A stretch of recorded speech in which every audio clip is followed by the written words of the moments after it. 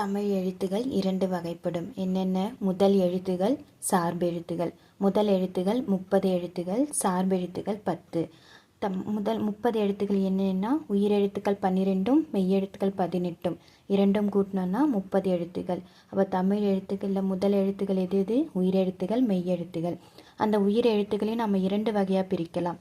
குறில், நெடில். குறுகிய ஓசையுடைய எழுத்துக்கள் குறில் எழுத்துக்கள், நீண்ட ஓசையுடைய எழுத்துக்கள் நெடில் எழுத்துக்கள். குறில் எழுத்துக்கள் 5 ஆ, இ, உ, ஏ, ஓ. நீண்ட ஓசையுடைய நெடில் எழுத்துக்கள் 7 ஆ, இ, உ, ஏ, ஐ, ஓ, ஔ. மெய்யெழுத்துக்கள் 18. அந்த மெய்யெழுத்துக்களை 3 வகையாக பிரிக்கலாம். வல்லினம், மெல்லினம், இடையினம். வல்லினம் கசட தபர, மெல்லினம் கெனன நமன, இடையினம் எரள வழல. இவை எல்லாமே மேலே புள்ளி பெறும். இப்போ வல்லினம் 6 எழுத்துக்கள் கசட தபர மேலே புள்ளி பெறும், மெல்லினம் கெனன நமன மேலே புள்ளி பெறும், இடையினம் எரள வழல மேலே புள்ளி பெறும்.